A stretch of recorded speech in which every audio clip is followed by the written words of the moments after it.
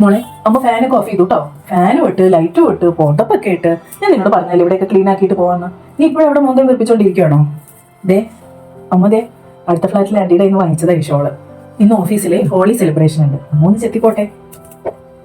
ദേ നീ സങ്കടപ്പെട്ടിരിക്കുമ്പോ അമ്മ ഇങ്ങനെ സന്തോഷിച്ച് നടക്കണമെന്ന് നീ ഓർക്കണ്ട. ഓഫീസല്ലേ, അവിടെ നമ്മൾ വേറൊരു മുഖം കാണിക്കണ്ടേ? നമ്മൾ സങ്കടപ്പെട്ട് പോയിരിക്കാൻ പറ്റുമോ? മോളും അമ്മേനെ പോലെയൊക്കെ ആകുമ്പോ അതുപോലെ ആവും. അയ്യോ ഈ വള ഓക്കെ. അമ്മ ഞാൻ പറയണ വല്ലതും കേൾക്കുന്നുണ്ടോ? അതോ അമ്മ റെഡി ആയിക്കൊണ്ടിരിക്കുകയാണോ? അല്ലെങ്കിൽ എന്നെ കേൾക്കാനും എന്നെ ശ്രദ്ധിക്കാനും ഇവിടെ ആരുമില്ല. മൈ ലൈഫ് ഈസ് ഗോൺ അമ്മ. ശരി ശരി ശരി, സമ്മതിച്ചു. നിനക്കാണ് വലിയ പ്രശ്നം, ഞാൻ നിന്നെ മനസ്സിലാക്കുന്നില്ല. മോളെ നീ ഒരു കാര്യം മനസ്സിലാക്കണം, എന്നെപ്പോലൊരു ഫ്രണ്ട്ലി ആയിട്ടുള്ള അമ്മ നിനക്ക് ഉണ്ടാവുമോ? എടി ഞാൻ നീ പറയുന്ന കേൾക്കുന്നുണ്ട്, ഞാൻ അതിൻ്റെ ഇടയിൽ കൂടെ ഒന്ന് ഒരുങ്ങിക്കോട്ടെ. എനിക്ക് ഓഫീസിൽ സമയത്തിനെത്തി പഞ്ച് ചെയ്തില്ലെങ്കിലേ ആ മാനേജർ എന്നെ കൊല്ലും. മോളുടെ ഡിസൈനർ ഡ്രസ്സും ഔട്ട്ഫിറ്റ്സും അതും ഇതൊക്കെ, ഐഫോണിൻ്റെ EMI അത് കൊടുക്കണ്ടേ? മോളെ നിന്റെ വിഷമം അമ്മയ്ക്ക് മനസ്സിലാവും. ഈ റിലേഷൻ തുടങ്ങിയപ്പോൾ തന്നെ ഞാൻ പറഞ്ഞല്ലേ മോളെ, അവൻ നല്ലവനല്ല, നിന്നെ ചതിക്കും. അല്ലെങ്കിലും ഇപ്പോഴത്തെ തലമുറയ്ക്കൊക്കെ ട്രൂ ലവ് എന്താണെന്ന് അറിയോ? പാച്ചപ്പ്, ബ്രേക്കപ്പ്, സിറ്റുവേഷൻഷിപ്പ്, എന്തൊക്കെ പ്രശ്നങ്ങളാണ്. ഞങ്ങളുടെ കാലത്ത് ഇങ്ങനെയൊന്നും ഉണ്ടായിരുന്നില്ല. അഥവാ നല്ല പ്രേമം ഉണ്ടായെങ്കിൽ തന്നെ വീട്ടുകാരത് മുളയിലെ നുള്ളി പൊട്ടിച്ചേനെ, പിന്നെ ഏതെങ്കിലും ഒരു കോണ്ടന്റ് കൂടെ കെട്ടിച്ചു വിട്ടേനെ. അയ്യോ ഞാൻ ഡാഡീനെ പറഞ്ഞല്ല കേട്ടോ. മോളെ നിന്റെ വിഷമം അമ്മ മനസ്സിലാക്കുന്നുണ്ട്. അമ്മ ഹെൽപ്പ് ചെയ്യാം നിന്നെ, പക്ഷെ നീ കൂടെ ഒന്ന് സഹകരിക്കണം. നിന്റെ മാസിന്റെ ലിപ്സ്റ്റിക് അമ്മ എടുക്കേട്ടോ. കൂടി പോയാ കൊള്ളാം, നല്ല ഷെയ്ഡ്. അല്ലെങ്കിൽ നിനക്ക് എടുക്കുന്നൊക്കെ എനിക്കും മാച്ചാ. കണ്ടോ, നമുക്ക് കളർ കോർഡിനേറ്റഡ് ആയിട്ട് ഇട്ടു പോട്ടാ. മോളെ അമ്മ മനസ്സിലാവാനില്ല, പക്ഷേ ഒരു 100,000 പ്രശ്നങ്ങളിൽ നീറിക്കൊണ്ടിരിക്കുക അമ്മ കൂടെ ഡൗൺ ആയിട്ടിരുന്ന നിന്നെ ആര് നോക്കും? നിന്റെ പ്രശ്നങ്ങൾ എനിക്ക് മനസ്സിലായി. ശരി, ഒരു ബ്രേക്കപ്പ് എനിക്ക് മനസ്സിലായി. പക്ഷേ എടി വേറെ പ്രശ്നങ്ങളൊന്നുമില്ലല്ലോ. ദൈവമേ, അവൻ കേടുപാടുകളൊന്നും പറ്റിയിട്ടില്ലല്ലോ. ക്ലിപ്പോ അങ്ങനെ എന്തെങ്കിലുമൊക്കെ ഉണ്ടോ?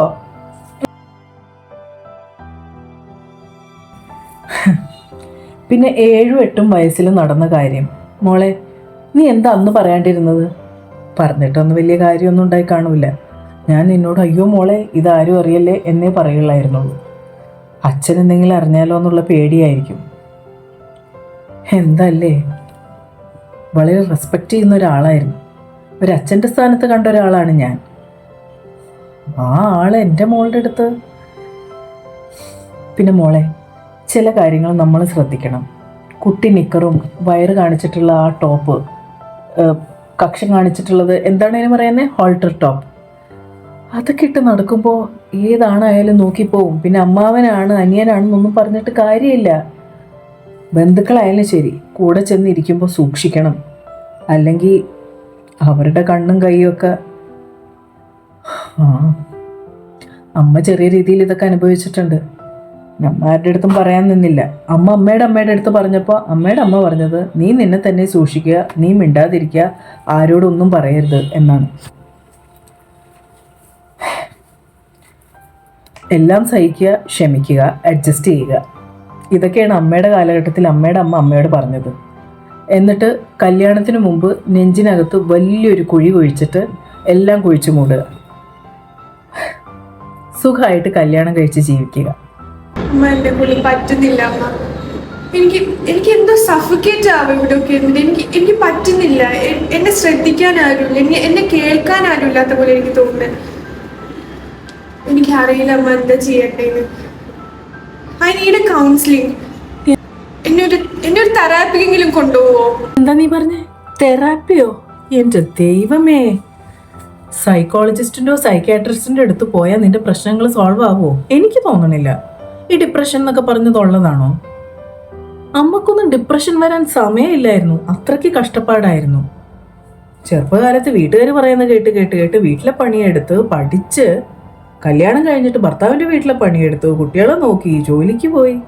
അമ്മയ്ക്ക് ഡിപ്രഷൻ വരാൻ നേരമൊന്നും ഉണ്ടായില്ല. നിങ്ങളൊക്കെ ഈ വെറുതെ ഒരു പണിയില്ലാണ്ട് ഇരിക്കുന്നതുകൊണ്ടാണ് നിങ്ങൾക്ക് ഡിപ്രഷൻ വരുന്നത്. മോളെ കൗൺസിലിംഗ് ശരി, പക്ഷെ നീ ഒരു സൈക്കാട്രിസ്റ്റിന്റെ അടുത്ത് പോകണമെന്ന് പറഞ്ഞാല് നമ്മുടെ ബന്ധുക്കളെ പിന്നെ ബാക്കി വെച്ചേക്കൂല. ചിക്കി ചകിച്ച് നടക്കുക എന്തെങ്കിലും ഉണ്ടോ എന്ന് അറിയാൻ വേണ്ടി. നിന്റെ ഭാവി, നിന്റെ കല്യാണം, ജോലി. അയ്യോ വേണ്ട മോളെ, കൗൺസിലിംഗ് ഒന്നും വേണ്ട. നിനക്ക് എന്തിനാ കൗൺസിലിംഗ്? നീ എന്നോട് സംസാരിക്കുക, ഈ അമ്മയോട് സംസാരിക്കുക. അമ്മ തൽക്കാലം ഒന്ന് ഒരുങ്ങട്ടെ.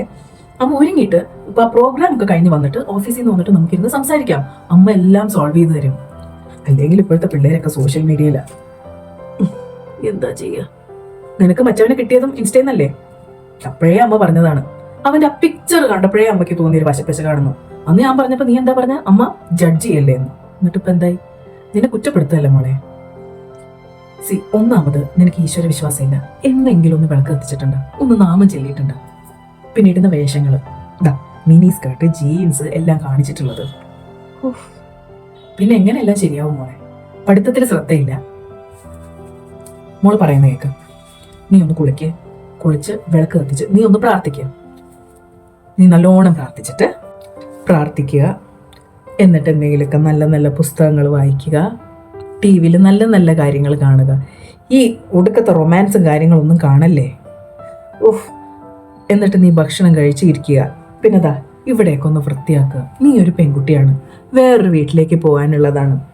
ഇതൊക്കെ ഒന്ന് അടക്കി ഒതുക്കി വെച്ച് ഒന്ന് അടിച്ചു വാരി ഒന്ന് പാത്രമൊക്കെ കഴുകി അമ്മേനെയൊക്കെ ഒന്ന് ഹെൽപ്പ് ചെയ്ത് അങ്ങനെയൊക്കെ ചെയ്ത് വരുമ്പോഴേക്കും നിനക്കൊരു ക്ഷീണം വരും. നീ കിടന്നങ്ങ് ഉറങ്ങും. വൈകുന്നേരം എണീറ്റൊരു ചായ ഇട്ട് കുടിക്കുമ്പോഴേക്കും അമ്മ എത്തൂല്ലേ? പിന്നെ നമുക്ക് രണ്ടുപേർക്ക് ഇരുന്ന് സംസാരിക്കാം. നമുക്ക് വേണമെങ്കിൽ മോളിലൊക്കെ പോയി നിനക്ക് ഇഷ്ടമുള്ള ഡ്രസ്സൊക്കെ വാങ്ങിച്ചു തരാം. ഇപ്പം എല്ലാവരും പറയണം കമ്മ്യൂണിക്കേറ്റ് ചെയ്യണമെന്ന്. അതായത് നമുക്ക് എന്തെങ്കിലും പ്രശ്നം ഉണ്ടെങ്കിൽ നമ്മളത് തുറന്നു പറയണമെന്ന്. എന്നിട്ട് എന്തായി? വല്ല പരിഹാരമുണ്ടോ? എനിക്ക് തോന്നുന്നില്ല. ഞാനും നിന്റെ ഡാഡി എങ്ങനെയാണെന്ന് നോക്ക്. ഞങ്ങൾ ആവശ്യത്തിന് മാത്രമേ കമ്മ്യൂണിക്കേറ്റ് ചെയ്യാറുള്ളൂ. അങ്ങേരുടെ മനസ്സിലിരിക്കുന്ന എനിക്കറിയണ്ട. എൻ്റെ മനസ്സിൻ്റെ വേവലാതികളോ അങ്ങേരും അറിയണ്ട. ഞങ്ങൾ ഐഡിയൽ കപ്പിളായിട്ട് ജീവിക്കുന്നു. ഇനി കമ്മ്യൂണിക്കേറ്റ് ചെയ്യാനിരുന്ന അമ്മയുടെ ഫ്രണ്ട്സൊക്കെ ഉണ്ടല്ലോ, അവരിപ്പോൾ ഡിവോഴ്സ് ലോയേഴ്സുമായിട്ട് കമ്മ്യൂണിക്കേറ്റ് ചെയ്യുക. ജീവിതം ഇങ്ങനെയാണ് കുട്ടി. കൗൺസിലിംഗ് കൊണ്ടൊന്നും മാറില്ല. അമ്മയുടെ അമ്മ പറയണ പോലെ അമ്മ ജീവിച്ചിട്ടുള്ളൂ. എന്നിട്ട് എന്തെങ്കിലും കുഴപ്പം വന്നിട്ടുണ്ടോ? അമ്മേനെ തല്ലിയാണ് വളർത്തിയത്, തല്ലിയാണ് പഠിപ്പിച്ചത്. അവർ പറയുന്ന ആളെ അമ്മ കെട്ടി, അവർ പറയുന്ന കോഴ്സ് അമ്മ ചെയ്തു. നിന്റെ അടുത്ത് ഞാൻ അത് വല്ലതും ചെയ്യുന്നുണ്ടോ? നിനക്ക് ഞാൻ ഫുൾ ഫ്രീഡം തരുന്നില്ലേ? എല്ലാവരും എന്നെ കളിയാക്കുക. ഞാൻ ഇത്തിരി ഓവർ ഫ്രീഡം തന്നു എന്ന്. നമ്മൾ ഫ്രണ്ട്സ് പോലെയല്ലേ മോളെ? പറയുന്ന കേൾക്ക്. നീ ഓക്കെ ആവും. അമ്മയല്ലേ പറയുന്നത്? നീ ഓക്കെ ആവും. വൈകിട്ട് വരട്ടെ, എല്ലാം ശരിയാവും മോളെ. അമ്മ ശരിയാക്കി തരും. നിന്റെ ഭാവി അമ്മയുടെ കയ്യിൽ സുരക്ഷിതമാണ്. അമ്മയുടെ ഈ കമ്മൽ എങ്ങനെയുണ്ട്? കുതിരയുടെ തല പോലെയുള്ള കമ്മല് നല്ല രസമല്ലേ?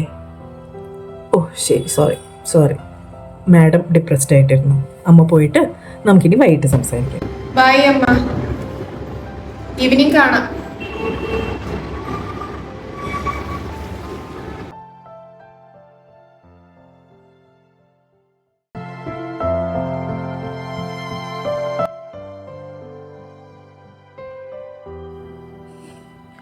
ഞാനാ മാം, സീമയുടെ അമ്മ. ഞാനൊരു ഓഫീസിൽ വർക്ക് ചെയ്യണം മാം. ഞങ്ങൾക്കൊരു പരിപാടിയൊക്കെ ഉണ്ടായതാ. അപ്പോഴാണ് പെട്ടെന്ന് ഹസ്ബൻഡിൻ്റെ ഫോൺ വന്നത്.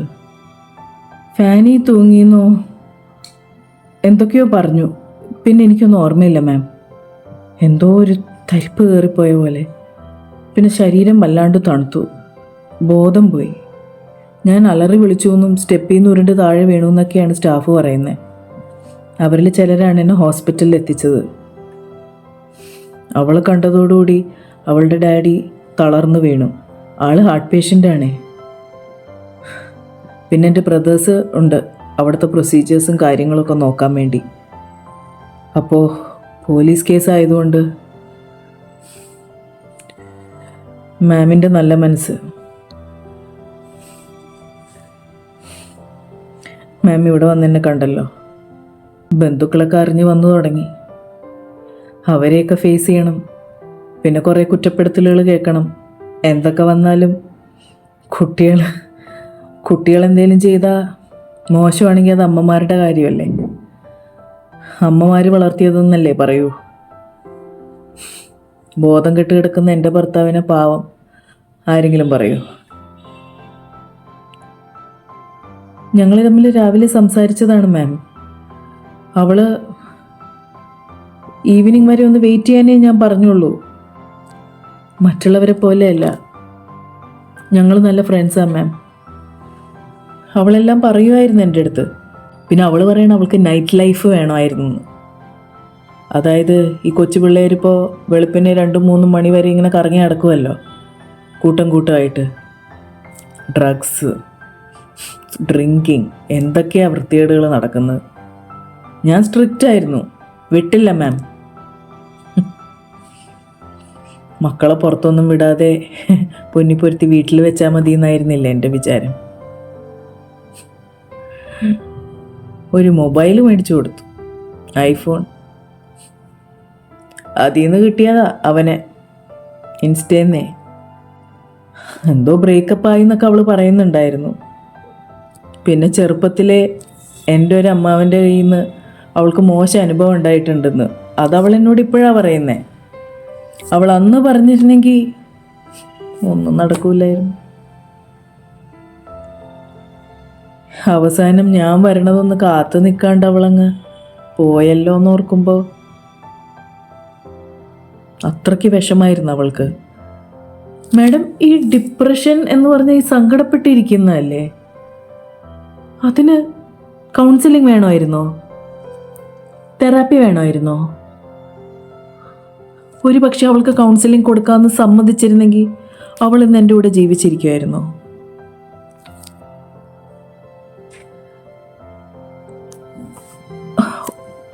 ഓഫീസിൽ നിന്ന് ലീവ് എടുത്താൽ ലോസ് ഓഫ് പേ ആവും.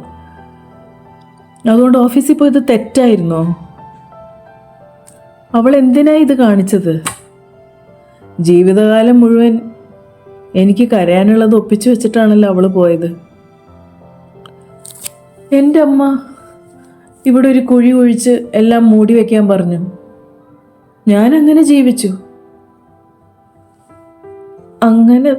അങ്ങനെ പറയാൻ പറ്റില്ല ഇപ്പോഴത്തെ കുട്ടികളോട്. ബന്ധുക്കളൊക്കെ വരും. ഇനി എല്ലാവരുടെയും നോട്ടം എൻ്റെ മുഖത്തോട്ടായിരിക്കും. ഞാൻ അലറി കരയണം, എൻ്റെ മോളെ എൻ്റെ മോളെ എന്ന് പറഞ്ഞ് അലറി കരയണം മാം. എന്നാലേ ഞാൻ നല്ല അമ്മയാവും. തകർന്നൊടിഞ്ഞിങ്ങനെ ഇരുന്നാലില്ലേ, അവർ പറയും കണ്ട അവർക്കൊരു സങ്കടമില്ല. ചിലപ്പോൾ എൻ്റെ വീഡിയോ എടുത്തിടും കേട്ടോ, മകള് മരിച്ചു കിടക്കുമ്പോൾ കല്ലുപോലെ ഇരിക്കുന്ന അമ്മ എന്നും പറഞ്ഞു. മകള് തൂങ്ങിയപ്പോൾ ഹോളി കളിക്കാൻ പോയ അമ്മ എന്ന്. എൻ്റെ ഈ മുറിപ്പാടുകളൊക്കെ ഹോളിയുടെ കളറാണെന്നല്ലേ അവർ പറയൂ. ഞാൻ കരഞ്ഞോളാം, ഇപ്പോഴല്ല, കുറച്ച് കഴിയുമ്പോൾ റിയാലിറ്റി എന്ന് പറഞ്ഞൊന്ന് വൈറ്റ് ചെയ്യുമ്പോൾ ഞാൻ കരഞ്ഞോളാം മാഡം. ഇപ്പം കാര്യങ്ങളൊക്കെ നോക്കട്ടെ. ജീവിതകാലം മുഴുവൻ എന്തെല്ലാം അനുഭവിച്ചു കൂട്ടി, അവസാനം ഇതും.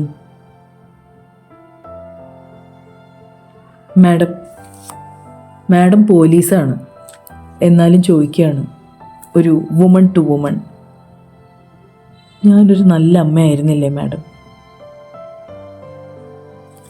എന്നെക്കൊണ്ടാവുന്ന മാക്സിമം ഞാൻ ചെയ്തില്ലേ madam? I was a good mother, ma'am. I was a good mother. അവരൊക്കെ വന്നു എന്ന് തോന്നുന്നു. ഞാൻ പൊക്കോട്ടെ മാം.